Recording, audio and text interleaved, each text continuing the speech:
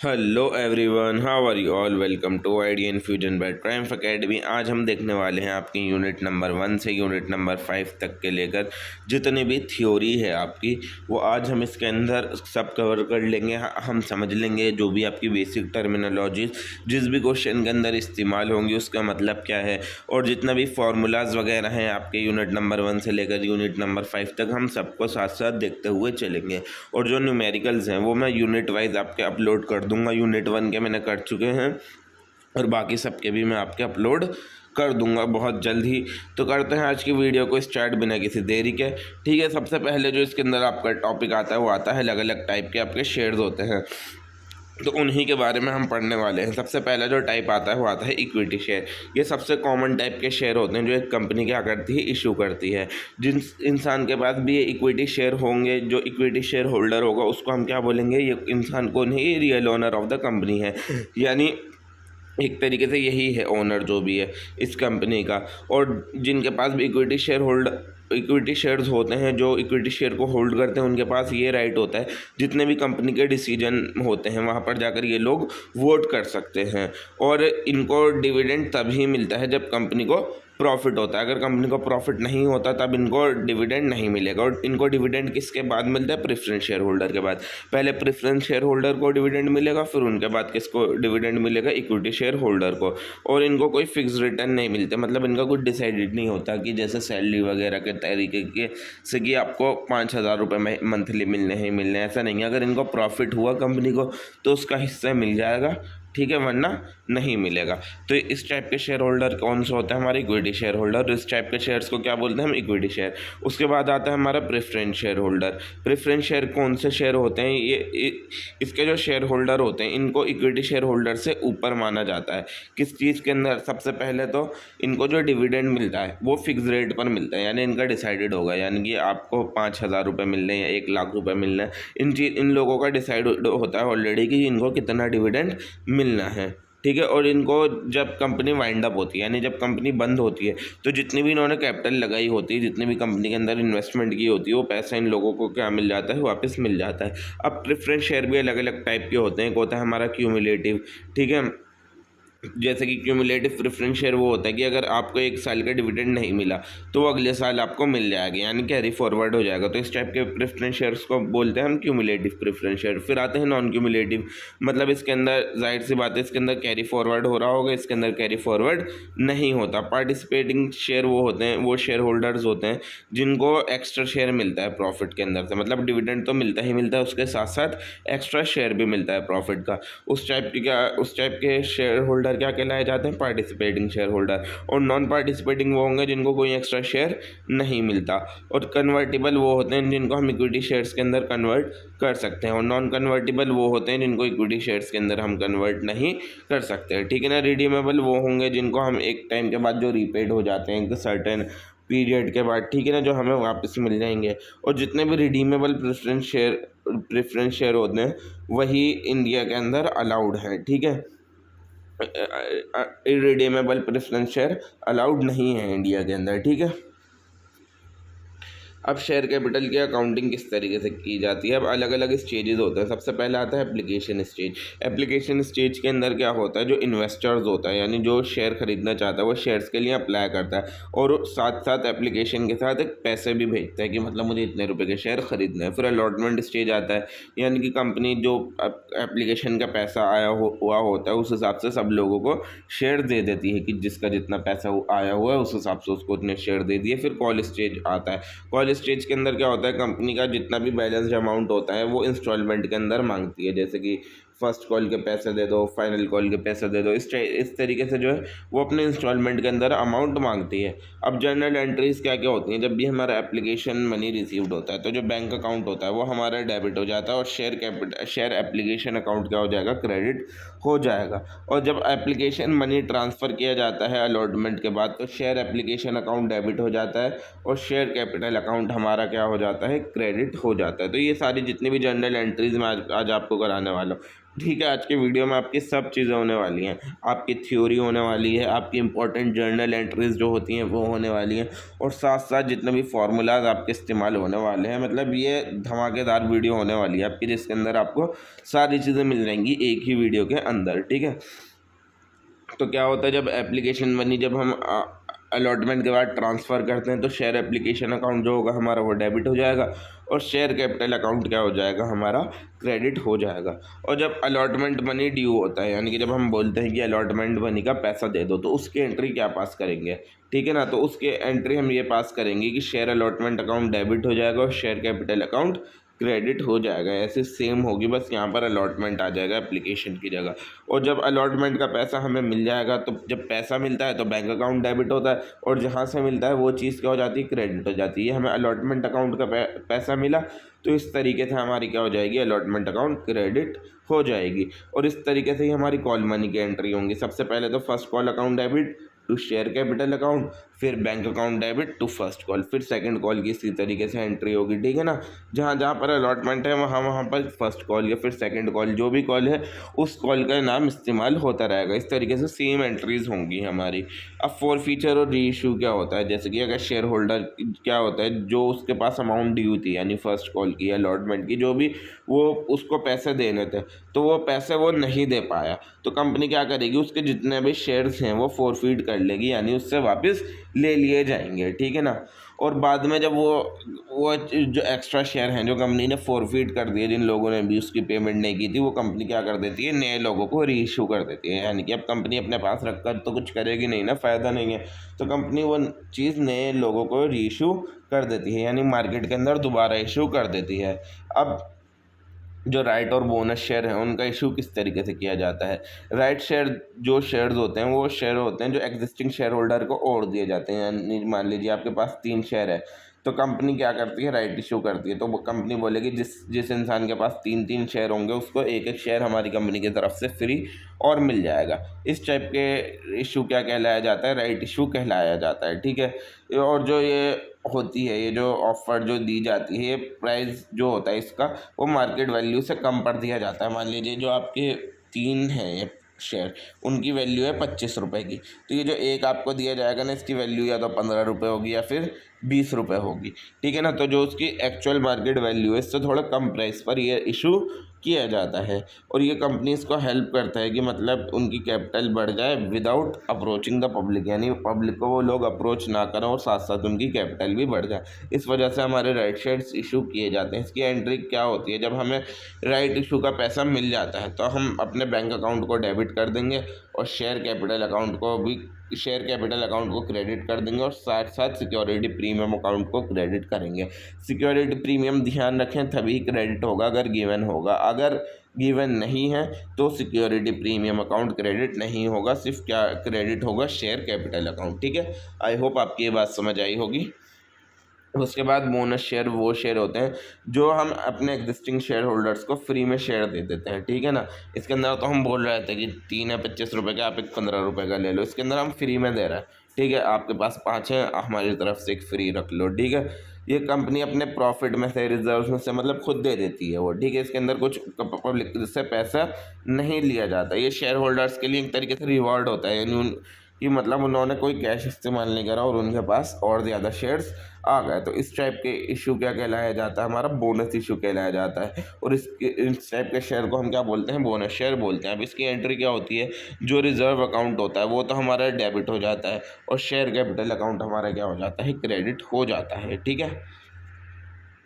अब ईसोप क्या होते हैं, एम्प्लॉय स्टॉक ऑप्शन प्लान क्या होता है। अंडर ईसोप अ कंपनी की एम्प्लॉय टू बाय शेयर, हाँ, यानी कि कंपनी जो है वो अपने एम्प्लॉयज़ से बोलती है जो हमारी एक्चुअल मार्केट प्राइस है ना, उससे कम पैसों पर आप क्या कर सकते हो, हमारे वो खरीद सकते हो, जो हमारी कंपनी के शेयर्स हैं वो आप खरीद सकते हो। और ये कंपनी सिर्फ किन लोगों को बोलती है, अपनी एम्प्लॉयज़ को बोलती है। ठीक है, तो इस टाइप के ऑप्शन प्लान्स को हम क्या बोलते हैं, एम्प्लॉय स्टॉक ऑप्शन प्लान। जब कंपनी अपने एम्प्लॉयज़ को एक प्री डिटरमाइन या फिर प्री डिसाइडेड प्राइस पर अपनी कंपनी के शेयर्स दें, तो इस चीज़ को हम बोलेंगे ईसॉप। इससे क्या होगा, जो हमारे एम्प्लॉयज़ हैं वो मोटिवेट हो जाएंगे। ठीक है ना, वो कहेंगे अरे वाह, हमें तो कंपनी के शेयर भी मिल रहे हैं साथ साथ, तो वो इस चीज़ से मोटिवेट होंगे और कंपनी के अंदर ज़्यादा टाइम के लिए काम करने के लिए रुके रहेंगे। ठीक है।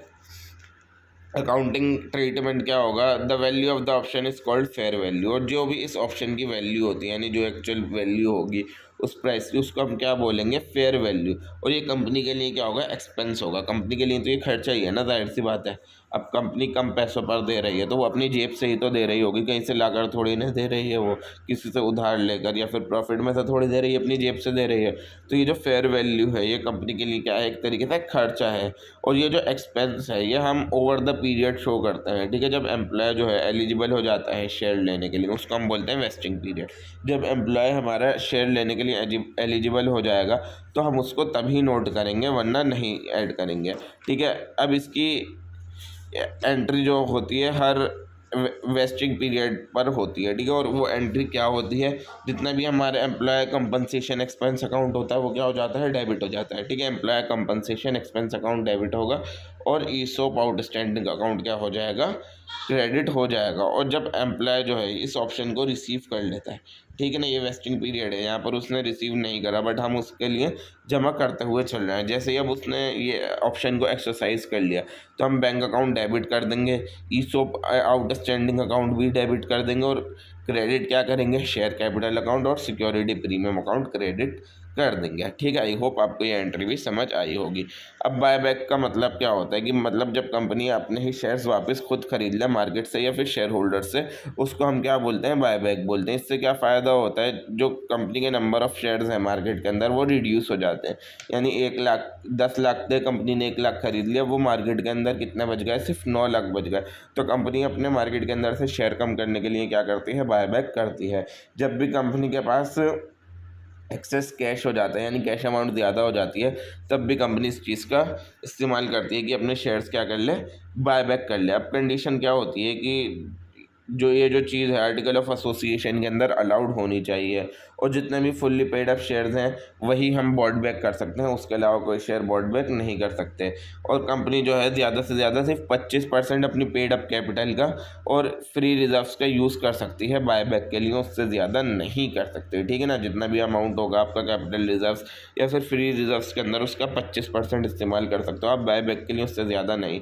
एंट्री क्या होगी हमारे बायबैक के लिए, शेयर कैपिटल अकाउंट हमारा डेबिट होगा, रिजर्व और सिक्योरिटी प्रीमियम अकाउंट भी डेबिट होगा, ठीक है ना। जहाँ से भी हम पैसा निकाले हैं तो सिक्योरिटी प्रीमियम से या फिर रिजर्व से, जहाँ से भी हम पैसा निकाल रहे हैं उन दोनों में से एक अकाउंट डेबिट हो जाएगा। और क्रेडिट क्या होगा, बैंक अकाउंट क्यों क्रेडिट होगा, क्योंकि जब हम खरीद रहे हैं ना, जब हम खरीदेंगे तो हमारी जेब से पैसा जाएगा, इस वजह से हमारा बैंक अकाउंट क्या हो रहा है, क्रेडिट हो रहा है। अब issue and redemption of preference share की किस तरीके से इशू किया जाता है और रिडीम किया जाता है प्रेफरेंस शेयर को, जिस तरीके से इक्विटी शेयर्स को इशू किया जाता है, ठीक है ना, उसी तरीके से प्रेफरेंस शेयर का भी हिसाब होता है। बस इक्विटी शेयर की जगह वहाँ हर जगह क्या लिखा हुआ होगा, आपका प्रेफरेंस शेयर कैपिटल लिखा हुआ होगा, इक्विटी शेयर कैपिटल नहीं लिखा हुआ होगा। इसको रिडीम कैसे करेंगे, प्रेफरेंस शेयर तभी रिडीम हो सकते हैं अगर फुल्ली पेड अप हो, अगर फुल्ली पेड अप नहीं है तो वो रिडीम नहीं हो सकते। और उनका हम रिडीम कहाँ कहाँ से कर सकते हैं, 2 जगह से कर सकते हैं। एक तो प्रॉफिट से कहाँ से, या तो हम कैपिटल रिडम्पशन रिजर्व से कर सकते हैं या फिर फ्रेश इशू करके कर सकते हैं, ठीक है ना। तो 2 जगह से रिडीम हो सकते हैं, या तो ये प्रॉफिट से रिडीम हो जाएंगे या फिर फ्रेश इशू से प्रेफरेंस शेयर हमारे रिडीम हो जाएंगे। अब किस तरीके से हम रिडीम करते हैं, तो जब हम रिडीम कर रहे हैं तो हम अपने शेयर वापस ले रहे हैं, तो preference share capital account debit हो जाएगा, और उसके बदले पैसा दे रहा है तो हमारा बैंक अकाउंट क्या हो जाएगा, क्रेडिट हो जाएगा। और अगर हम रिडीम कर रहे हैं अपना प्रॉफिट में से, तो प्रॉफिट एंड लॉस अकाउंट या फिर जनरल रिजर्व अकाउंट, जहाँ से भी हमें पैसा देना है वो चीज़ हम डेबिट कर देंगे, और कैपिटल रिडम्पशन रिजर्व अकाउंट क्या कर देंगे, क्रेडिट कर देंगे, ठीक है। अब issue and redemption of debenture. अब डिबेंचर किस तरीके से इशू करते हैं, डिबेंचर सबसे पहले होते क्या हैं, लॉन्ग टर्म लोन्स होते हैं जो कंपनी एक तरीके से लेती है, ठीक है। ये लॉन्ग टर्म लोन्स क्या कहलाए जाते हैं, हमारे डिबेंचर की कहलाए जाते हैं। अब ये पार, प्रीमियम और डिस्काउंट तीनों चीज़ों पर इशू किए जा सकते हैं, और जो ये होते हैं दोनों टाइप के हो सकते हैं, ये रिडीमेबल भी हो सकते हैं जो कि सबसे ज़्यादा कॉमन है आज के टाइम में, और कन्वर्टेबल भी हो सकते हैं, ठीक है। दोनों टाइप के हो सकते हैं ये हमारे डिबेंचर। अब मान लीजिए इसका एग्जाम्पल क्या दे रखा है, हमें डिस्काउंट पे इशू करना है, ठीक है। तो डिस्काउंट पर इशू करने की हमारी एंट्री क्या होगी डिबेंचर की, बैंक अकाउंट तो डेबिट हो जाएगा, पैसा हमारे पास आएगा, ठीक है ना। और discount on issue of debenture account भी डेबिट हो जाएगा, क्योंकि ये जो नुकसान है, तो जो नुकसान होगा डिस्काउंट होगा, जितना भी हमारा एक्सपेंस होंगे वो भी डेबिट हो जाएगा। और क्रेडिट क्या होगा हमारा, सीधा सीधा बस डिबेंचर अकाउंट क्रेडिट हो जाएगा। डिबेंचर का ही तो खर्चा हो रहा है हमारा, जो भी हो रहा है, मतलब जो भी हम डिस्काउंट वगैरह दे रहे हैं, जो भी एंट्री हो रही है डिबेंचर की ही हो रही है, तो डिबेंचर अकाउंट क्या हो जाएगा, हमारे क्रेडिट हो जाएगा।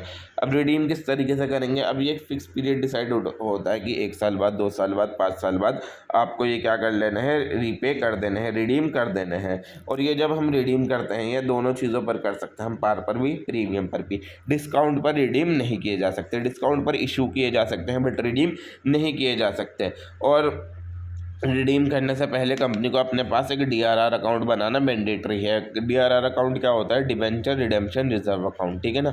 ये कंपनी को बनाना मैंडेटरी है। और रिडीम कैसे करेंगे, डिबेंचर अकाउंट डेबिट कर देंगे और बैंक अकाउंट क्रेडिट कर देंगे। जब भी रिडीम करेंगे हम, पैसा हमारा जाएगा, ठीक है, तो हम पैसे को क्रेडिट कर देंगे और डिबेंचर अकाउंट को क्या कर देंगे, डेबिट कर देंगे।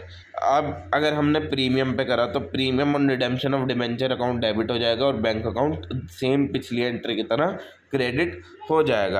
अब under writing of shares and debenture क्या होता है, अंडर राइटिंग एक एग्रीमेंट होता है जब एक पर्सन या फिर एक इंस्टीट्यूशन, जिनको हम क्या बोलते हैं, अंडर राइटर, वो क्या एग्री करते हैं कि हम जो है आपके शेयर खरीद लेंगे अगर पब्लिक नहीं खरीदती। यानी वो एक तरीके से कंपनी को गारंटी देते हैं कि अगर आप अपने कंपनी के शेयर निकाल रहे हो मार्केट में, नए शेयर इशू कर रहे हो, न्यू इशू कर रहे हो, तो अगर कोई लोग नहीं खरीदता तो हम लोग आपके वो शेयर खरीद लेंगे, ठीक है। तो इस टाइप के लोगों को हम क्या बोलते हैं, अंडर राइटर बोलते हैं। और जो इसके बदले में, वैसा तो है नहीं कि वो फ्री में काम कर रहे हैं, अब इसके बदले वो क्या लेते हैं, कमीशन लेते हैं, क्योंकि वो इतना बड़ा रिस्क ले रहा है तो वो इसके बदले में क्या लेंगे, कमीशन लेंगे। और इस तरीके से वो जो अंडर राइटर हैं वो पैसे कमाते हैं। अब दो टाइप की हमारी अंडर राइटिंग होती है, एक होती है फर्म अंडर राइटिंग, एक होती है हमारी conditional under writing. Firm under writing वो होती है कि जब अंडर राइटर ये एग्री करते हैं कि हमें इतने फिक्स नंबर ऑफ शेयर दे देना नो मैटर वॉट, यानी कि इसके अंदर वो इस तरीके से कमीशन लेते हैं कि मतलब आप जो है हमें पैसे मत देना, आप अपनी कंपनी के इतने शेयर दे देना, 1000 शेयर, 2000 शेयर, ठीक है, हमें इतना दे देना। उस टाइप की अंडर राइटिंग कहलाई जाती है firm under writing. Conditional under writing वो होती है under writer by only public doesn't subscribe fully, ठीक है। इसके अंदर तो ये एग्री करना है कि अगर आपके 1000 अगर नहीं बिकते तो 5000 मैं खरीद लूँगा, 10,000 मैं खरीद लूँगा। फर्म अंडर राइटिंग में ये करना है। कंडीशनल अंडर राइटिंग में ये करना है कि अगर पब्लिक नहीं खरीदती तभी हम खरीदेंगे आपके, वरना नहीं खरीदेंगे। इस टाइप की अंडर राइटिंग कहलाई जाएगी हमारी कंडीशनल अंडर राइटिंग। अब एंट्री फॉर अलॉटमेंट क्या होती है अंडर राइटर के लिए, ठीक है ना। तो जब अलॉट करते हैं हम अंडर राइटर को, इसकी एंट्री होती है underwriter account debit to share capital account to security premium account. अब एंट्री फॉर कमीशन क्या होगी, जब हम इनको कमीशन पे करेंगे तो underwriting commission account debit हो जाएगा और बैंक अकाउंट हमारा क्या हो जाएगा, क्रेडिट हो जाएगा। ये जितनी भी जर्नल एंट्रीज हैं आपकी, मोस्ट इंपॉर्टेंट वाली जर्नल एंट्रीज हैं, तो आप इन एंट्रीज को नज़र के अंदर ज़रूर रखें। अब रेलिवेंट अकाउंटिंग स्टैंडर्ड और गाइडेंस नोट्स क्या क्या है। अकाउंटिंग स्टैंडर्ड 20 और इंडियन अकाउंटिंग स्टैंडर्ड नंबर 33, ये किससे डील करता है, अर्निंग पर शेयर से रिलेटेड। और ये किस किस चीज़ से रेलिवेंट है, बोनस शेयर, ईसोप, बायबैक से रिलेटेड बातें की गई हैं आपका accounting standard number 20 and Indian accounting standard number 33 के अंदर। अब उसके बाद आता है इंडियन अकाउंटिंग स्टैंडर्ड 32 एंड 109। अब ये जो है ये किसके बारे में बात करता है, classification and measurement of financial instrument, कि ठीक है जितने भी प्रेफरेंस शेयर या फिर डिबेंचर हैं उनको किस तरीके से क्लासीफाई करना है और किस तरीके से मेजर करना है। इससे रिलेटेड जितने भी बातें लिखी गई हैं वो लिखी गई हैं Indian accounting standard number 32 and 109 के अंदर। और गाइडेंस नोट दिया गया है एक ICAI द्वारा, उसके अंदर पूरी चीज़ें एक्सप्लेन की गई हैं कि ईसोप्स की अकाउंटिंग कैसे करनी है, अंडर राइटिंग की अकाउंटिंग कैसे करनी है, बायबैक की अकाउंटिंग कैसे करनी है और रिडेम्पशन की अकाउंटिंग इन डिटेल कैसे करनी है, ठीक है। तो बस यही था यूनिट नंबर 1। यहाँ से अब आपके शुरू होता है यूनिट नंबर 2। 18 मिनट के अंदर हमने उसकी देख ली जर्नल एंट्रीज भी, और साथ साथ क्या देख लिया हमने, थियोरेटिकल पोर्शन भी। उसके अंदर कोई फार्मूला वाली चीज़ थी नहीं, तो जर्नल एंट्रीज और उसके अंदर वो थी थ्योरी, तो हमने देख लिया। अब सेकंड यूनिट को हम स्टार्ट करते हैं, financial statement of a companies. अब फाइनेंशियल स्टेटमेंट होती क्या है, वो फॉर्मल रिकॉर्ड होते हैं जो कंपनी की फाइनेंशियल पोजीशन बताते हैं कि कंपनी कैसा परफॉर्म कर रही है, कंपनी के पास कैश कितना है, ठीक है। ये सब चीज़ें हमारी क्या बताती हैं, फाइनेंशियल स्टेटमेंट बताती हैं। और जितनी भी कॉर्पोरेट एंटिटीज़ होती हैं, भले से कोई भी हो, कोई भी कंपनी हो, चाहे 1% कंपनी हो, कोई भी हो, उन लोगों के लिए फाइनेंशियल स्टेटमेंट बनाना कंपनीज एक्ट 2013 के अंदर मैंडेटरी है। हर किसी किसी को ये फाइनेंशियल स्टेटमेंट बनानी है। अब फाइनेंशियल स्टेटमेंट के अंदर क्या क्या आ जाती है आपकी, statement of P&L, balance sheet, statements of change in equity और कैश फ्लो स्टेटमेंट। ये सब चीज़ें आपकी आती हैं किसके अंदर, financial statement of a companies के अंदर। और schedule 3 of the companies act 2013 आता है इसके अंदर आपके सिलेबस के अंदर। इसके अंदर 2 डिवीज़न है, एक है डिवीज़न 1, एक है डिवीज़न 2। डिवीज़न 1 जो काम करता है वो उन कंपनी के लिए एप्लीकेबल हैं जो अकाउंटिंग स्टैंडर्ड्स को फॉलो कर रही हैं, ठीक है ना। और डिवीज़न उन कंपनीज़ के लिए एप्लीकेबल है जो इंडियन अकाउंटिंग स्टैंडर्ड को फॉलो कर रही हैं। यानी डिवीज़न 1 किसके बारे में बात करेगा, सिर्फ अकाउंटिंग स्टैंडर्ड फॉलो करने वाली कंपनीज़ को। और डिवीज़न नंबर 2 किसके बारे में बात करेगा, इंडियन अकाउंटिंग स्टैंडर्ड फॉलो करने वाली कंपनीज़ को, ठीक है। अब स्ट्रक्चर क्या होता है एज पर schedule 3, balance sheet. Balance sheet के अंदर सबसे पहले क्या आएंगी आपकी, इक्विटी लाइबिलिटीज़ आएंगी। इक्विटी एंड लाइबिलिटीज़ का पोर्शन सबसे ऊपर आएगा आपका, जिसके अंदर सबसे पहले क्या आता है, share holder fund. Share holder fund के अंदर आपका क्या क्या चीज़ें आएंगी, जितने भी आपके शेयर कैपिटल हैं, रिजर्व्स वगैरह, वो सारी चीज़ें आपकी आएंगी शेयर होल्डर फंड के अंदर। फिर आप लाइबिलिटीज़ लिखना शुरू करोगे। पहले लिखेंगे हम नॉन करंट लाइबिलिटीज़, जो कि लंबे टाइम के लिए होती हैं, जैसे long term borrowing, deferred tax. फिर ये सारी नॉन करंट लाइबिलिटीज़ लिखने के बाद लिखोगे आप करंट लाइबिलिटीज़, जो की होती हैं आपकी short term borrowing, trade payables, ये सब चीज़ें लिखकर आप टोटल कर देंगे उसके नीचे। फिर हो जाएगी आपकी एसेट वाली लाइन शुरू। एसेट वाली लाइन के अंदर आप लिखेंगे अपने नॉन करंट एसेट जितने भी हैं, फिक्स एसेट, इंटेंजिबल एसेट, आप सारे लिखेंगे। और फिर उसके बाद लिखेंगे आप करंट एसेट। करंट एसेट के अंदर आपकी जितनी भी इन्वेंट्रीज, ट्रेड रिसीवेबल, कैश और बैंक, ये सारी जितनी भी चीज़ें आएंगी वो आपकी एसेट के अंदर आ जाएंगी। फिर आपका इसका टोटल और इसका टोटल सेम आना चाहिए, ठीक है। इस टाइप की चीज़ को हम क्या बोलते हैं, बैलेंस शीट बोलते हैं। अब स्टेटमेंट ऑफ P&L के अंदर सबसे पहले आएगा रेवेन्यू फ्रॉम ऑपरेशन, यानी काम करके जितना भी आपने रेवेन्यू कमाया वो। और फिर आएगी आपकी अदर इनकम, जो भी आपकी साइड इनकम थी, जो अलग इनकम थी, वो सारी आएंगी। और एक्सपेंस, यानी एक्सपेंस जितने भी आपके खर्चे हुए, कितना आपका मटेरियल लगा, ठीक है, किसी चीज़ को बनाने में, एम्प्लॉयज़ को बेनिफिट देने के लिए कितना खर्चा हुआ आपका, फाइनेंस की कॉस्ट कितनी आई, डेप्रिशिएट कितनी हुई, और जितने भी एक्सपेंसेस होंगे, ठीक है, वो सारी चीज़ें आएंगी। तो जब ये आप सब आप माइनस कर दोगे इसके अंदर से, रेवेन्यू में से, तो आपका प्रॉफिट आ जाएगा टैक्स पे करने से पहले कितना है। फिर आप अपना टैक्स कैलकुलेट करोगे और टैक्स जितना भी आ जाएगा वो माइनस कर दोगे, कितना प्रॉफिट बिफोर टैक्स में, तो आपका आ जाएगा प्रॉफिट आफ्टर टैक्स। और फिर आप अर्निंग पर शेयर निकाल सकते हो, यानी जो भी आपका प्रॉफिट आया, मान लीजिए 5,000 का प्रॉफिट आया और आपकी कंपनी के 500 शेयर इशू हुए हुए हैं, तो आप अर्निंग पर शेयर कैसे निकालोगे, 5,000 डिवाइडेड बाय 500 करके आप निकाल लोगे कि अर्निंग पर शेयर कितना है, 10 रुपये। यानी एक शेयर पर हमने कितने पैसे कमा लिए, 10 रुपये कमा लिए। अर्निंग पर शेयर का फॉर्मूला क्या होता है हमारा, कि जितना प्रॉफिट आफ्टर टैक्स है वो और अपॉन में नंबर ऑफ़ शेयर, यानी PAT by number of shares, ठीक है। ये याद रख लीजिएगा, कहीं नोट कर लीजिए। अब statement of change in equity होती है, ये बताती है हमें, ये आपके सिलेबस में वैसे इतनी ज़्यादा ज़रूरी है नहीं, ये मूवमेंट शो करती है इक्विटी कैपिटल और रिजर्व के ड्यूरिंग द पीरियड, ठीक है।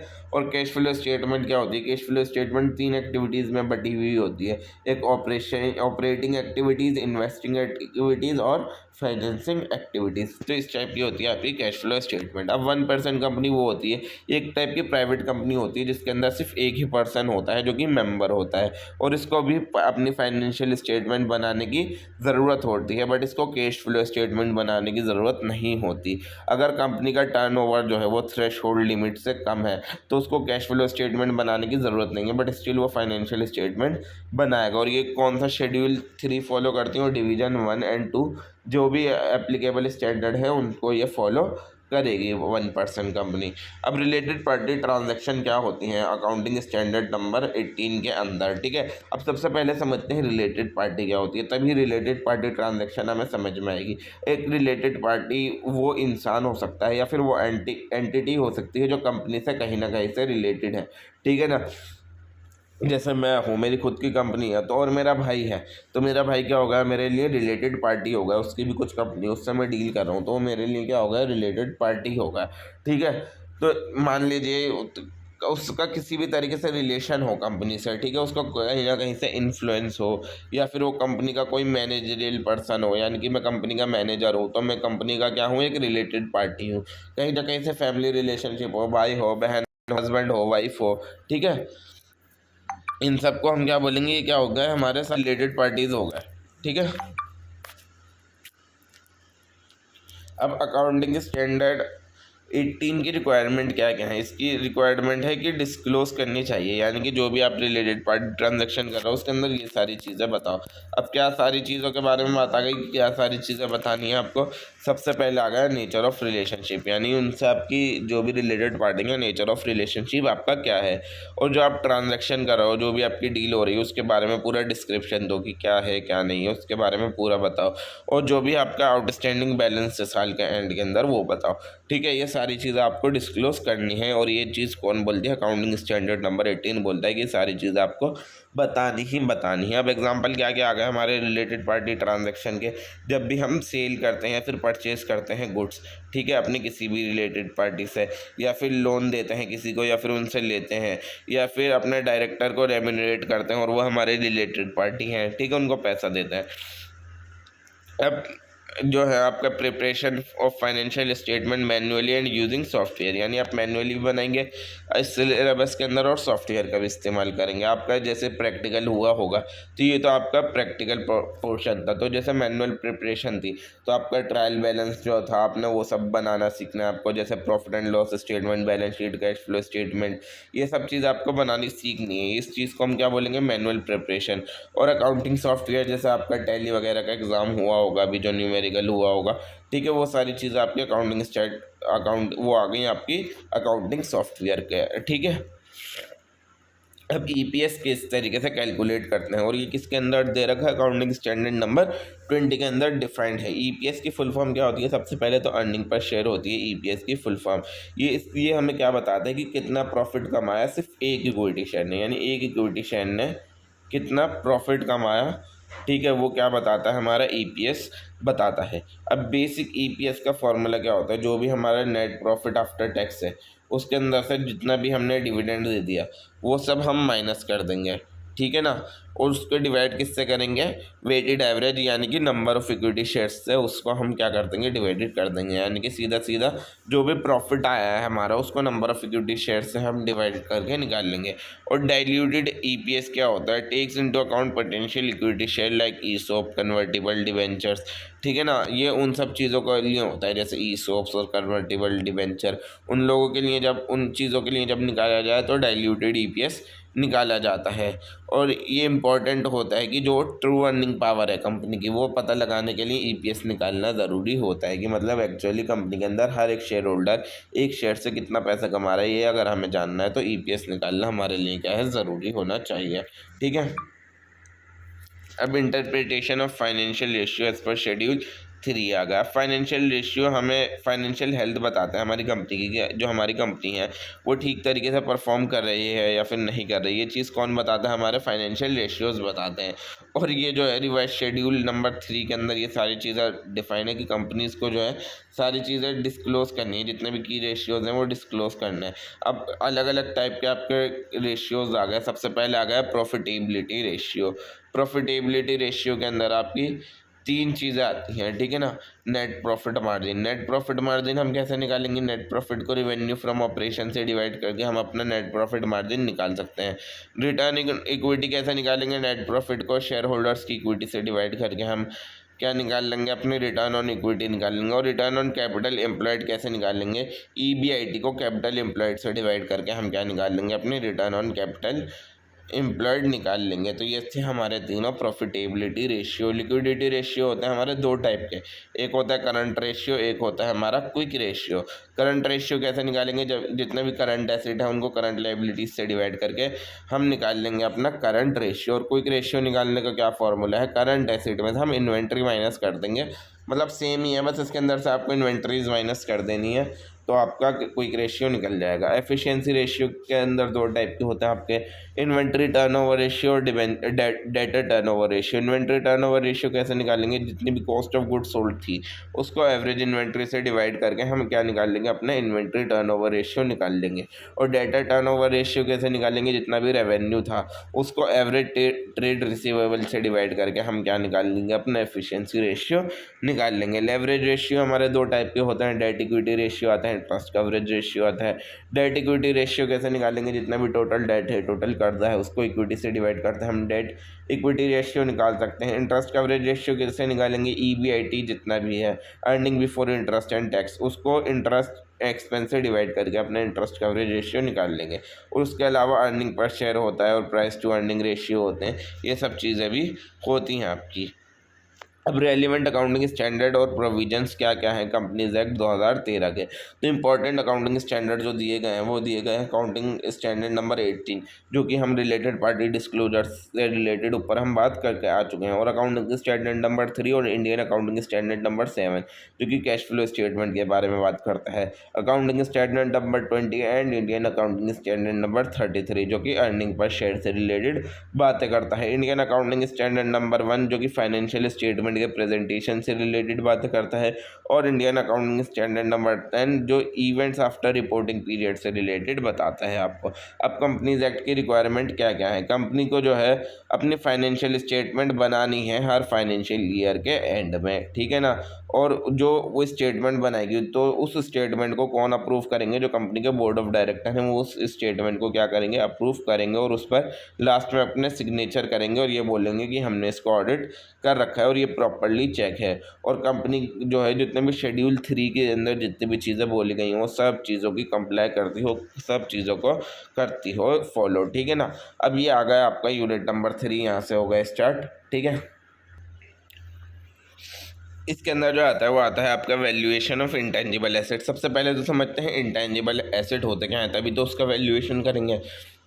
इंटेंजिबल एसेट वो होते हैं जो आपके नॉन फिजिकल एसेट होते हैं, जो एसेट आपको दिख नहीं सकते, ठीक है ना, और जिसको आप फील नहीं कर सकते, उस टाइप के एसेट क्या होते हैं, आपके इंटेंजिबल एसेट कहलाए जाते हैं, ठीक है। इसके लिए जब आपको नॉन फिजिकल होते हैं, इसके लिए कंपनी की वैल्यू के अंदर एडिशन करते हैं, ठीक है, कंपनी की वैल्यूज़ बढ़ाते हैं।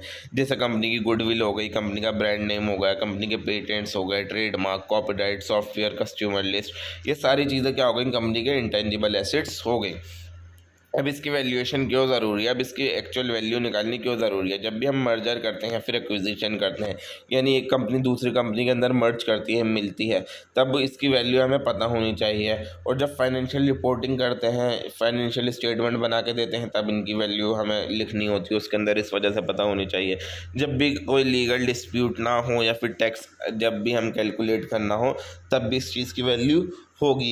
इंटरनल डिसीजन मेकिंग करनी हो तब भी इसकी वैल्यूएशन ज़रूरी होती है हमारी। अब मेथड क्या क्या है हमारे इंटेंजिबल एसेट को वैल्यूएशन करने के लिए। सबसे पहला आता है कॉस्ट मेथड। ये जितना भी है कॉस्ट पर बेस्ड होता है, यानी खर्चा कितना हुआ उस चीज़ पर बेस्ड होता है, ठीक है, कि मतलब इंटेंजिबल एसेट को बनाने में या फिर हटाने में कितना खर्चा आ रहा है, ठीक है, उस चीज़ को हम बोलेंगे, उस मेथड से निकालने को बोलेंगे कॉस्ट मेथड, ठीक है। इसके अंदर हम सारी कॉस्ट ऐड करेंगे कि डेवलपमेंट कॉस्ट कितनी लगी, लीगल फीस कितनी लगी, मार्केटिंग कितनी लगी, ये सारी कॉस्ट को ऐड करके हम निकालेंगे हम कि इंटेंजिबल एसेट की वैल्यू क्या है। मार्केट मेथड क्या होगा, जो हमारी हम अपनी कंपनी की जो ब्रांड वैल्यू है या फिर जितने भी इंटेंजिबल एसेट है उसको कंपेयर करेंगे जो और दूसरी कंपनीज के हैं हम सेम मार्केट के अंदर, ठीक है, जो सेम मार्केट के अंदर जो हैं, और उस हिसाब से कंपेयर करेंगे और फिर क्या करेंगे, उस हिसाब से अपने इंटेंजिबल एसेट्स की वैल्यू डिसाइड करेंगे। ये डिफ़िकल्ट होता है बहुत ज़्यादा मार्केट मेथड का इस्तेमाल करना, क्योंकि हर एसेट जो है अपने आप के अंदर यूनिक होता है। अब कोई ब्रांड है, उसका क्या नाम है, उसकी गुडविल अलग है, तो ज़रूरी थोड़ी आप उससे कंपेयर करके सेम अपनी गुडविल निकाल लो। तो मार्केट मेथड कहीं ना कहीं डिफ़िकल्ट होता है कैलकुलेट करना। इनकम मेथड आता है, ये सबसे ज़्यादा इस्तेमाल किया जाता है इनकम मेथड। इसके अंदर हम फ्यूचर इनकम और कैश फ्लो कितना होने वाला है इस एसेट से, यानी जो भी इंटेंजिबल एसेट है ये फ्यूचर के अंदर हमें कितना पैसा कमा कर देगा या फिर कितना कैश हमें ला कर देगा, उस हिसाब से जो हम इस इंटेंजिबल एसेट की वैल्यू निकालेंगे, इस मेथड को बोलेंगे हम इनकम मेथड। अब इसके अंदर टेक्निक्स क्या क्या होती हैं, एक होती है रिलीफ फ्रॉम रॉयल्टी मेथड, कि मतलब कि कंपनी को रॉयल्टी कितनी मिलेगी, ठीक है, अगर कंपनी इस एसेट को ओन करती है तो कंपनी को आगे जाके रॉयल्टी कितनी मिलेगी, उस हिसाब से इंटेंजिबल एसेट की वैल्यू डिसाइड की जाती है।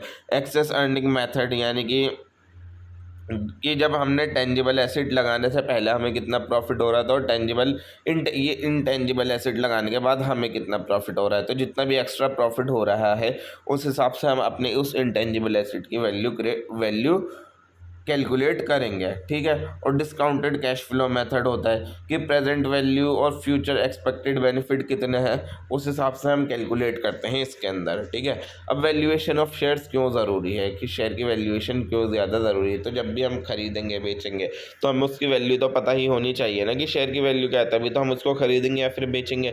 या फिर जब भी मर्ज करना हो, एक्विजिशन करना हो, तब भी हमें शेयर्स की वैल्यू पता होनी चाहिए। जब भी इशू करना हो तो हमें ये तो पता होना चाहिए कि हमें कितने पैसे मिलने हैं, तो उसके लिए भी शेयर की वैल्यूएशन ज़रूरी है। और वैल्यूएशन का मतलब ये कि अमाउंट कितनी है, यानी एक शेयर कितने रुपए का होना चाहिए। या फिर इंटेंजिबल एसेट की वैल्यूएशन का मतलब कि इंटेंजिबल एसेट कितने रुपए का होना चाहिए, ठीक है। और जब भी लीगल या फिर टैक्स पर्पजेज़ के लिए भी हमें शेयर की वैल्यू पता होनी चाहिए। अब मेथड्स अलग अलग होते हैं हमारे शेयर के वैल्यूएशन करने के लिए। सबसे पहला आता है net asset value method, NAV method भी जिसे बोलते हैं। ये नेट एसेट पर बेस होता है, ठीक है। तो NAV पर शेयर कैसे निकालेंगे, हम जितने भी टोटल एसेट्स हैं उनमें से लाइबिलिटीज़ माइनस कर देंगे। जितने भी टोटल एसेट में से लाइबिलिटीज़ माइनस करने के बाद जो भी हमारी वैल्यू आई उसको हम नंबर ऑफ इक्विटी शेयर से डिवाइड कर देंगे, तो हमारी पर शेयर की वैल्यू आ जाएगी, यानी कि एक शेयर की एक्चुअल वैल्यू कितनी है। और दूसरा होता है अर्निंग या फिर प्रॉफिट बेस्ड मेथड, ठीक है। ये एवरेज प्रॉफिट को हम नंबर ऑफ़ ईयर्स से मल्टीप्लाई कर देते हैं कैपिटलाइज करने के बाद, ठीक है। उस टाइप के मेथड को हम बोलेंगे अर्निंग या फिर प्रॉफिट बेस्ड मेथड। इसका फॉर्मूला क्या होता है कि एक शेयर की वैल्यू कैसे निकालते हैं हम, एवरेज प्रॉफिट हमारा जितना भी आ रहा है उसको PE रेशियो जो है उससे मल्टीप्लाई कर देंगे। एवरेज प्रॉफिट को जब हम PE रेशियो से मल्टीप्लाई करेंगे, जो नंबर आया उसको नंबर ऑफ़ शेयर से डिवाइड कर देंगे, तो हमारा अर्निंग या फिर जो हमारी वैल्यू है उस शेयर की वो हमारी कैलकुलेट हो जाएगी। डिविडेंड डिस्काउंट मॉडल आता है उसके बाद, ये हमें बताता है based on present value of expected future dividend, की ये जो फ्यूचर डिविडेंड हमारा कितना होना चाहिए उस हिसाब से जो है ये हम शेयर की वैल्यू है डिसाइड करते हैं। इसका फॉर्मूला क्या होता है, इसका प्राइस कैसे निकालेंगे हम इसके अंदर कैलकुलेट करने के लिए, D divided by K minus G। D का मतलब होता है एक्सपेक्टेड डिविडेंड, यानी कि डिविडेंड इन फ्यूचर हमें कितना मिलने वाला है। K का मतलब है कॉस्ट ऑफ इक्विटी कितना है, G का मतलब है ग्रोथ रेट कितना है। कॉस्ट ऑफ इक्विटी में से ग्रोथ रेट माइनस कर देंगे और जो एक्सपेक्टेड डिविडेंड था उससे ये माइनस की हुई अमाउंट डिवाइड कर देंगे, तो हमारा प्राइस आ जाएगा कि शेयर का प्राइस क्या होना चाहिए। फिर उसके बाद आता है मार्केट प्राइस मेथड, ये लिस्टेड कंपनीज़ के लिए ही इस्तेमाल होता है, ठीक है। ये लास्ट फ्यू डे की एवरेज और क्लोजिंग प्राइस कितना है उसका स्टॉक मार्केट के अंदर, उस हिसाब से डिसाइड किया जाता है कि शेयर की वैल्यू कितनी है। अब वैल्यू एडिड स्टेटमेंट क्या होती है, सबसे पहले वैल्यू एडिड क्या होती है। वैल्यू एडिड का मतलब होता है कि कंपनी ने कितनी वेल्थ बनाई, वो ठीक है, बिजनेस करके ये पूरा ऑपरेशन करके कंपनी ने अपनी वेल्थ कितनी बना ली, इस चीज़ को हम क्या बोलेंगे, वैल्यू एडिड, ठीक है ना। अब वैल्यू एडिड कैसे निकालते हैं, जितना भी नेट आउटपुट हुआ, ठीक है, उसके अंदर से हम cost of bought in goods and services, यानी कि जितना भी हमारा खर्चा हुआ, नेट आउटपुट में से हमारा गुड्स और सर्विसेज खरीदने में जितना भी खर्चा हुआ वो चीज़ें माइनस करके हम क्या निकाल लेंगे कि एक्चुअली में वैल्यू एडिड हुई कितनी है। अब वैल्यू एडिड स्टेटमेंट हमें क्या बताता है कि किस तरीके से वैल्यू जो है वो एम्प्लॉयज़ के अंदर डिस्ट्रीब्यूटेड है, यानी कि कितनी वेजेस हम उनको देते हैं, कितनी सैलरीज हमें देते हैं, गवर्नमेंट को हम कितना टैक्स दे रहे हैं, ठीक है, हम किस कैपिटल पर जो भी हमारी कंपनी के अंदर लगा रखी है उन पर कितने इंटरेस्ट दे रहे हैं, कितना डिविडेंड दे रहा है, और जो भी हमारी रिटेन्ड अर्निंग है उसके अंदर से हमारे रिजर्व्स कितने और कितना पैसा हम री इन्वेस्ट कर रहे हैं, ये सारी चीज़ें हमारी वैल्यू एडिड स्टेटमेंट के अंदर बताई जाती हैं, ठीक है। फॉर्मेट क्या क्या होता है इसके अंदर, जितना भी सेल्स रेवेन्यू है, सारी चीज़ें बेचकर जितना भी पैसा कमाओ उसके अंदर से हम क्या क्या चीज़ें माइनस करेंगे, ब्रॉट इन मटेरियल्स, यानी कि जो भी हमारा खर्चा आया था उन मटेरियल्स को खरीदने में। मान लीजिए हमारा 5 लाख का फ़ायदा हुआ और जो हमने मटेरियल ख़रीदा था 1 लाख का ख़रीदा था, तो हमारा जो सेल्स रेवेन्यू है यानी 5 लाख में से हम बॉट इन मटेरियल की वैल्यू माइनस कर देंगे 1 लाख, जो 4 लाख रुपए आपकी आएगी वो आ जाएगी आपकी वैल्यू एडिड। अब उस वैल्यू एडिड के अंदर आपने एम्प्लॉइज़ को कितना दिया, यानी आपने एम्प्लॉइज़ को सैलरी दी 50,000, तो उस 4 लाख में से आप 50,000 माइनस करेंगे। गवर्नमेंट को कितना टैक्स भरा, गवर्नमेंट को भी 50,000 भरा, तो वो भी 50,000 माइनस कर देंगे। और लेंडर यानी उधार का पैसा कितना दिया, वो भी 50,000 दिया, तो वो भी माइनस कर देंगे। शेयर होल्डर्स को कितना पैसा दिया, वो भी 50,000 दिया, तो यानी कि 50,000 ऐसे 2 लाख हो गए। तो 4 लाख में से 2 लाख माइनस करें तो आपके कितने बचे, 2 लाख आपका जो है वो आपकी एक्चुअली वैल्यू एडिड आ गई कि आपने एक्चुअल वैल्यू एडिड कितनी करी, ठीक है ना, सारी चीज़ों का खर्चा वगैरह हटाने के बाद। ठीक है। अब इसका पर्पस क्या होता है कि इससे हमें ये पता लगता है कि कंपनी जो है अपने स्टेक होल्डर के लिए कितना कंट्रीब्यूट कर रही है। ठीक है, इससे क्या होगा, बेटर परफॉर्मेंस होगा और ट्रांसपेरेंसी क्या होगी, इनकरेज होगी।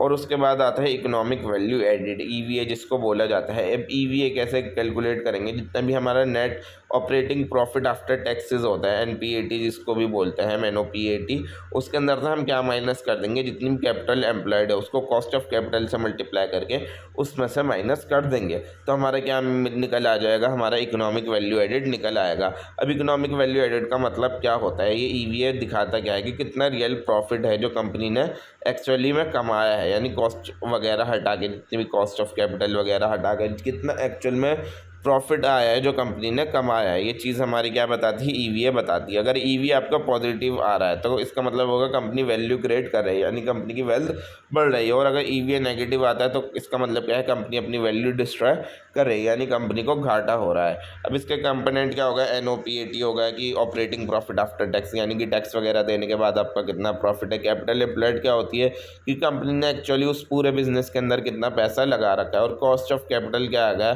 कि required return expected bye investors, यानी कि जो भी इन्वेस्टर्स हैं उन्होंने जो हमारी कंपनी के अंदर पैसा लगा रखा है तो कितना हमसे एक्सपेक्ट कर रहे हैं कि उनको पैसा मिलेगा। ठीक है, इसको कैसे निकालेंगे हम, WACC में से weighted average cost of capital भी इसको हम बोल सकते हैं। ठीक है ना, WACC भी बोल सकते हैं, बट आप इसको कॉस्ट ऑफ कैपिटल ही याद रखें।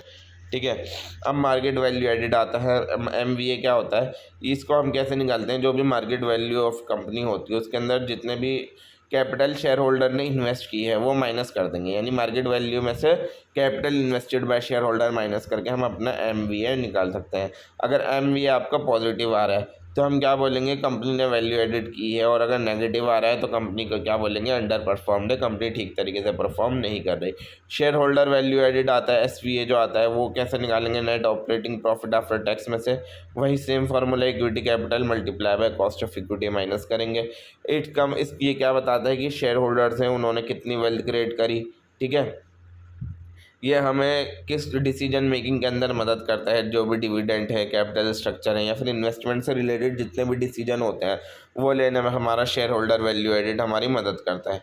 तो अब इसके अंदर की कॉन्सेप्ट क्या पढ़ा हमने, इंटेंजिबल एसेट का वैल्यूएशन पढ़ा, उसके अंदर हम कॉस्ट, मार्केट और इनकम मेथड देखे किस तरीके से हम इंटेंजिबल वैल्यू को कैलकुलेट करते हैं और इसका पर्पस क्या आता है, अकाउंटिंग में हेल्प करते हैं और टैक्सेस वगैरह भरने में हेल्प करते हैं। शेयर वैल्यूएशन के बारे में पढ़ा, ठीक है, कि कितना इसके अंदर फार्मूला हमने कौन कौन से देखे, शेयर के वैल्यूएशन के लिए NAV देखा, प्रॉफिट वाला देखा, ठीक है, डिविडेंड और मार्केट प्राइस वाला देखा, और ये फाइनेंशियल डिसीजन के लिए काम आता है। वैल्यू एडिट देखा, वैल्यू एडिट का फार्मूला क्या था, वैल्यू एडिट का फार्मूला था आउटपुट माइनस इनपुट। ये हमें क्या बताता है कि कंपनी ने कितनी वेल्थ क्रिएट करी। EVA देखा, NOPAT में से minus capital into cost of capital, कि मतलब ये कॉस्ट के बियॉन्ड कंपनी ने कितनी वैल्यू एक्चुअली में क्रिएटेड करी। MVA देखा, मार्केट वैल्यू में से कैपिटल इन्वेस्टेड माइनस करके ये मार्केट परसेप्शन के हिसाब से वैल्यू देखी। SVA देखा, NOPAT में से equity multiply by cost of equity minus करके, ठीक है, ये बताता है शेयर होल्डर की स्पेसिफिक वैल्यूज़, ये हमें बताता है। ठीक है, तो बस यही था यूनिट नंबर 3। अब आपका शुरू होता है यहाँ से यूनिट नंबर 4। ठीक है, ये यूनिट जो है आपका ये 2 पार्ट में डिवाइडेड है। एक है आपका accounting for amalgamation of companies, ठीक है, इसके अंदर हम इंटर कंपनीज होल्डिंग भी इंक्लूड करेंगे। ठीक है, तो सबसे पहले पार्ट ए करते हैं हम। पार्ट ए के अंदर समझते हैं अमेलगमेशन का मतलब क्या होता है। अमेलगमेशन का मतलब होता है जब 2 या फिर 2 से ज़्यादा कंपनीज मिलकर एक नई कंपनी बन जाती हैं, इस चीज़ को हम बोलते हैं अमेलगमेशन। जैसे वोडाफोन एंड आइडिया मिलकर VI हो गया, तो ये क्या हुआ, उनका अमेलगमेशन हो गया। इससे क्या होगा, वो पुरानी कंपनीज तो बंद हो गई, यानी वोडाफोन और आइडिया दोनों बंद हो गई और एक नई कंपनी स्टार्ट हो गई VI के नाम से।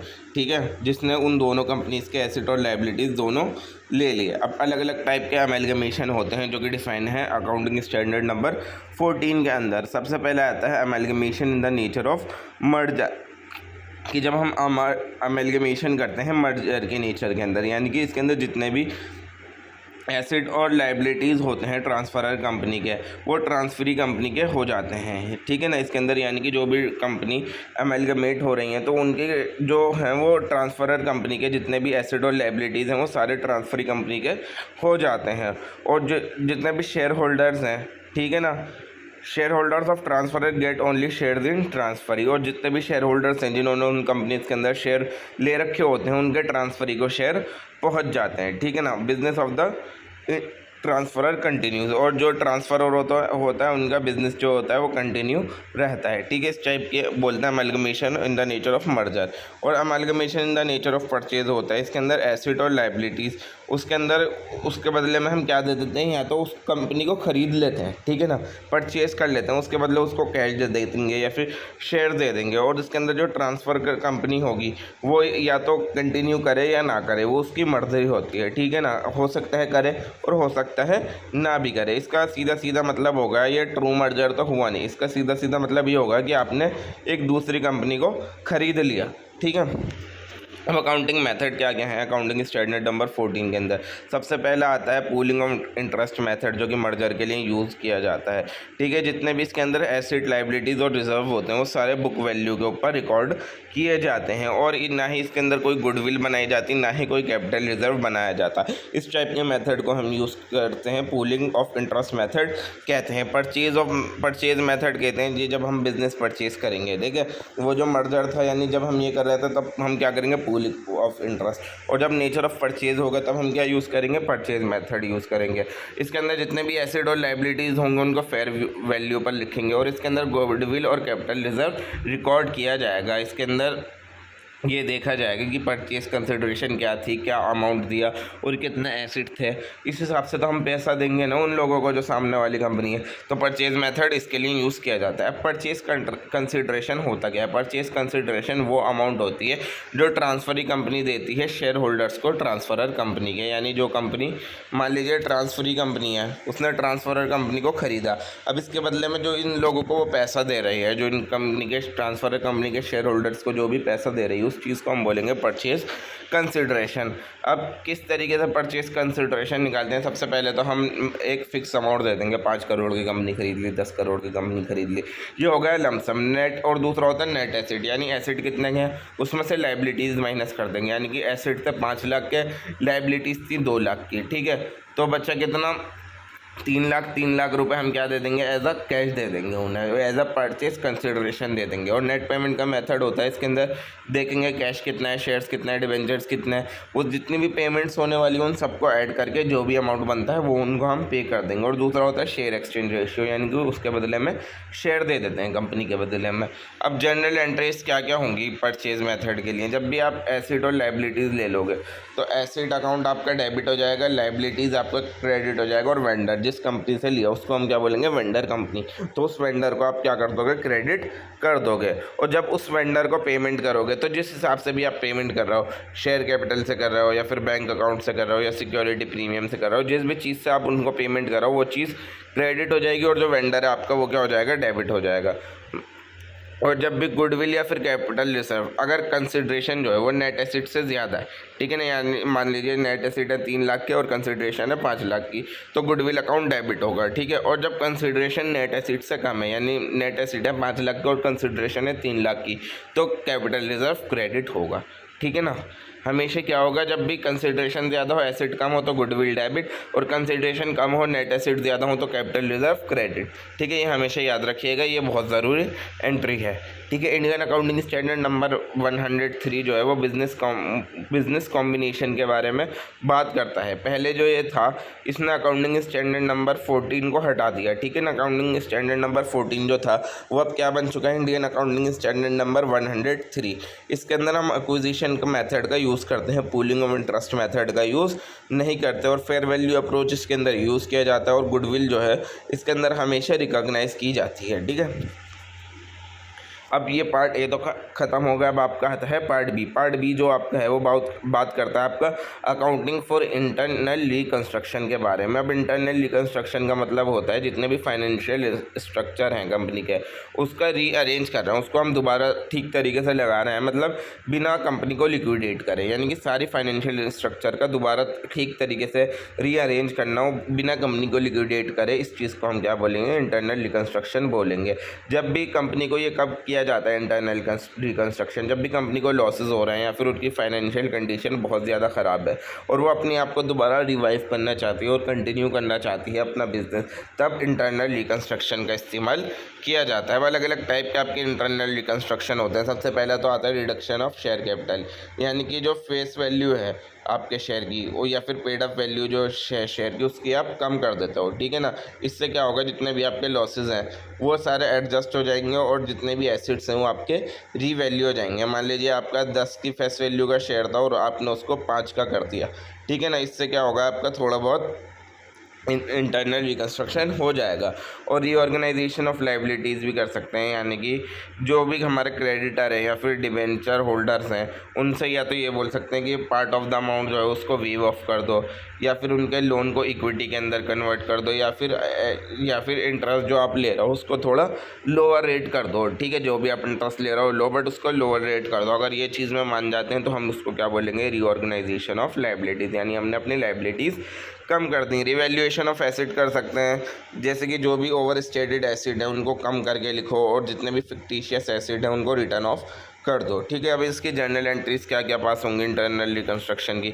जब भी हम कैपिटल अपने शेयर कैपिटल रिड्यूस करेंगे तो जो भी शेयर कैपिटल अकाउंट है वो हमारा डेबिट हो जाएगा और रिकंस्ट्रक्शन अकाउंट क्रेडिट हो जाएगा। और जब भी हम अपनी लाइबिलिटीज़ कम करेंगे तो क्रेडिटर अकाउंट डेबिट हो जाएगा, या फिर जो भी हम कम कर रहे हैं डिबेंचर अकाउंट, जो भी दोनों में से कम कर रहे हैं वो डेबिट हो जाएगा और वही सेम रिकंस्ट्रक्शन अकाउंट क्रेडिट हो जाएगा। और जब हम अपने एसेट्स को राइट ऑफ कर रहे हैं या फिर रिवैल्यू कर रहे हैं तो रिकंस्ट्रक्शन अकाउंट डेबिट होगा और गुडविल अकाउंट क्रेडिट। और अगर डेबिट बैलेंस आ रहा है तब प्रॉफिट एंड लॉस हमारा क्रेडिट होगा, वरना नहीं। और अगर एसेट ओवर वैल्यूएशन हो रहा है एसेट्स का तो वो भी क्रेडिट हो जाएंगे, जितनी भी ओवर वैल्यू अमाउंट होगी। और फ्रेश इशू जब हम करेंगे अगर कैपिटल का, तो bank account debit to share capital, ये तो हम जो नॉर्मल एंट्री होती है वही एंट्री है। अब रिकंस्ट्रक्शन अकाउंट एक वो अकाउंट होता है, एक ऐसा टेम्पररी अकाउंट होता है जो हम लॉसेस या फिर प्रॉफिट को एडजस्ट करने के लिए टेम्पररी टाइम के लिए बनाते हैं, ठीक है। और ये जब इसके अंदर सारी एंट्रीज पास आउट हो जाती हैं तो हम इस अकाउंट को क्लोज कर देते हैं, इसका ज़्यादा यूज़ होता नहीं है। अमेलगमेशन हमने पढ़ा, जब कंपनीज मिल जाती हैं, मर्ज हो जाती हैं, फिर परचेज कर लेते हैं। दो तरीके थे इसके अंदर।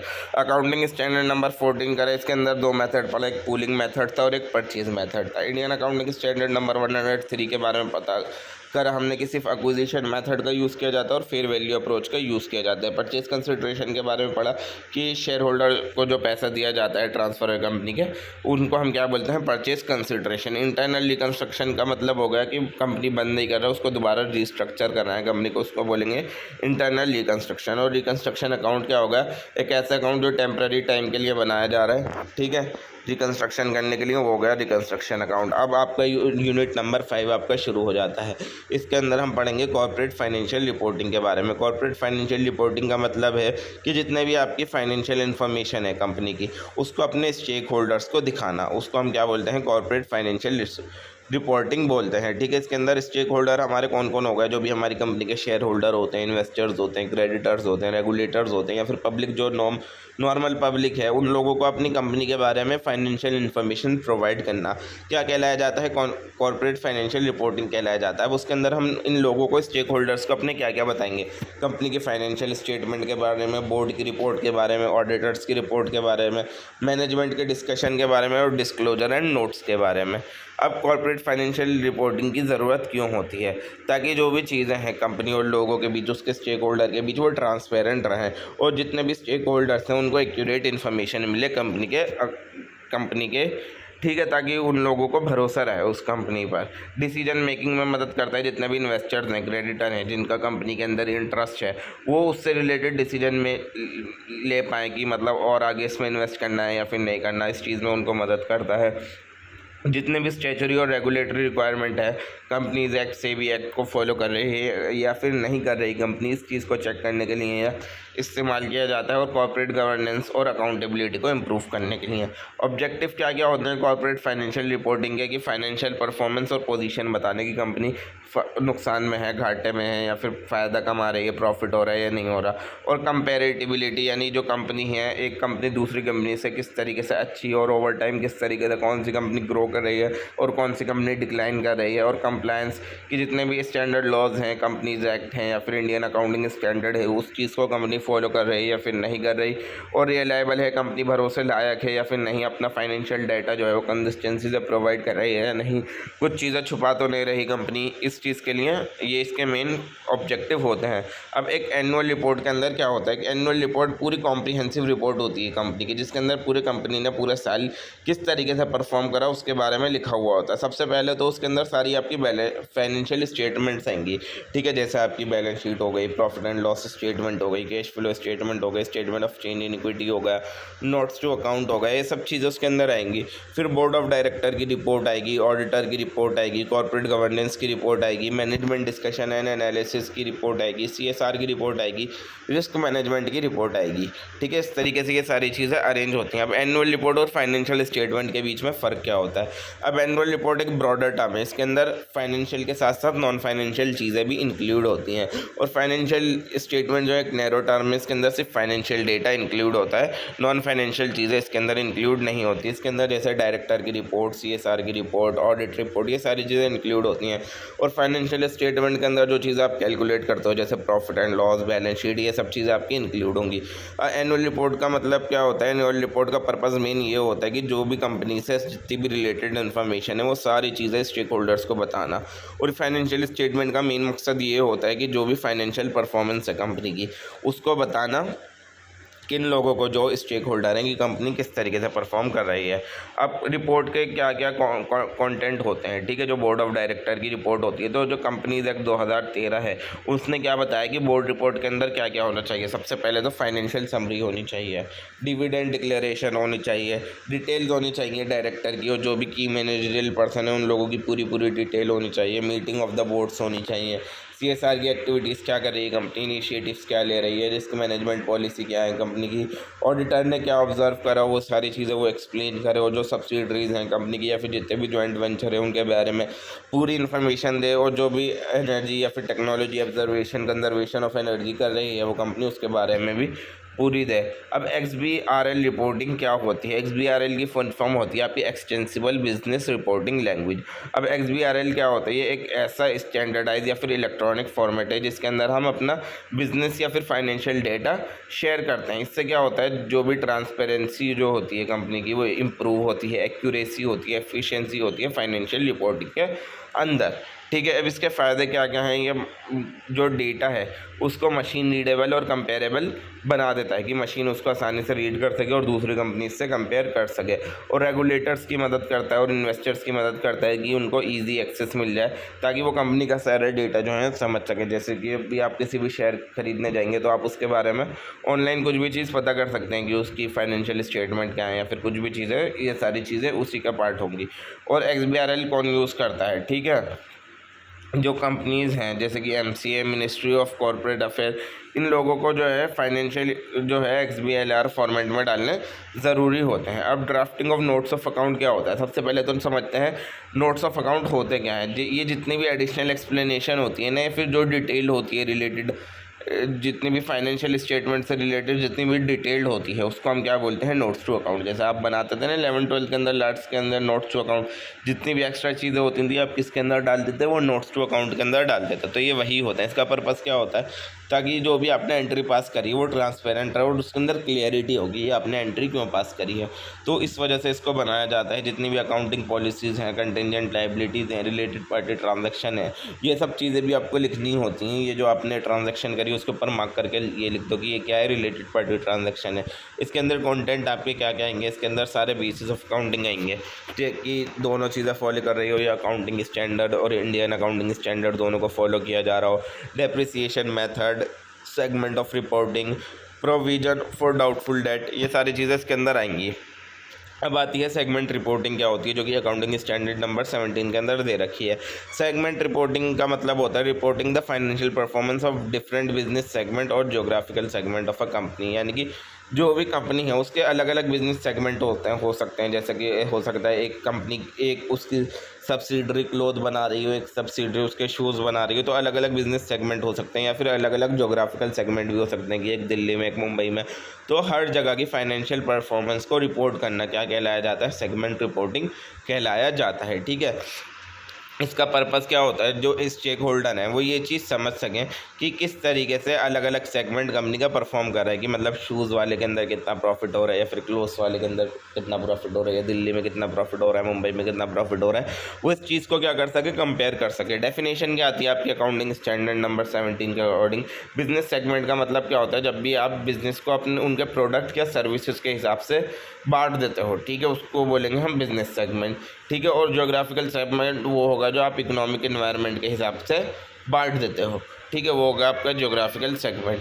अब इन्फॉर्मेशन इसके अंदर हमें क्या क्या देनी होती है, सेगमेंट रिव्यू की पर, जैसे दिल्ली में कितना पैसा कमाया जा रहा है और हर सेगमेंट का रिजल्ट कितना है, हर सेगमेंट के अंदर एसेट कितना है, हर सेगमेंट के अंदर लायबिलिटीज़ कितनी है, ये सारी चीज़ें हमें उसके अंदर बतानी होती हैं। उसके बाद आता है हमारा सस्टेनेबिलिटी रिपोर्टिंग जब हम नॉन फाइनेंशियल चीज़ों के बारे में रिपोर्ट करते हैं, जैसे इन्वायरमेंटल, सोशल, गवर्नेंस, इन सब चीज़ों के बारे में जब ESG से रिलेटेड जब हम रिपोर्टिंग करते हैं तो उसको नॉन फाइनेंशियल रिपोर्टिंग या फिर सस्टेनेबिलिटी रिपोर्टिंग भी कहते हैं। ठीक है, इसका मेन पर्पस क्या होता है, जो एक बिजनेस जो कर रहा है वो प्रॉफिट पर तो ध्यान दे ही दे, साथ साथ सस्टेनेबल डेवलपमेंट और लॉन्ग टर्म वैल्यूज़ पर भी ध्यान दे। इसके अंदर एग्जाम्पल क्या क्या है, जैसे कार्बन फुटप्रिंट कितना जनरेट हो रहा है कंपनी में, एनर्जी और वाटर का यूजेज कितना हो रहा है, एम्प्लॉय वेलफेयर हो रहा है या फिर नहीं हो रहा, कम्युनिटी पर इसका क्या इम्पैक्ट पड़ रहा है कंपनी का।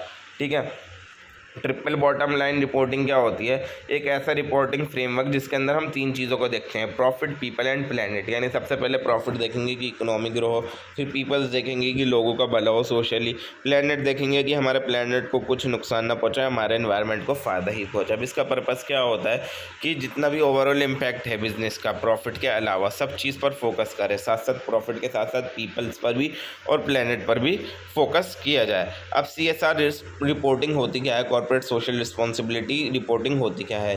ठीक है, जितनी भी CSR एक्टिविटीज़ हैं, ठीक है, जब भी कंपनी प्रॉफिट कमाती है तो उसको CSR एक्टिविटीज़ के लिए देना पड़ता है, जैसे एजुकेशन है, लोगों के भले के लिए उसको अपना 2% खर्च करना पड़ता है, तो उसको बोलते हैं हम CSR एक्टिविटीज़। तो जब भी कंपनी अपनी CSR एक्टिविटीज़ के बारे में बताएगी कि उसने CSR के अंदर कितना पैसा खर्च करा, क्या पॉलिसीज थी, सेक्शन 135 के अंदर 2000 कंपनीज एक्ट 2013 के अंदर ये चीज़ डिफाइंड की गई है कि कंपनी को जितनी भी CSR एक्टिविटीज़ हैं उसके अंदर स्पेंडिंग कितनी करी उसने, या फिर जो भी चीज़ें थी वो सारी चीज़ें डिस्क्लोज़ करनी होती हैं। और कंपनी किन किन कंपनी को ये सारी चीज़ें करनी होती है, या तो उनकी नेटवर्थ जो है 500 करोड़ से ज़्यादा हो, या टर्नओवर 1000 करोड़ से ज़्यादा हो, या फिर नेट प्रॉफिट जो है 5 करोड़ से ज़्यादा हो।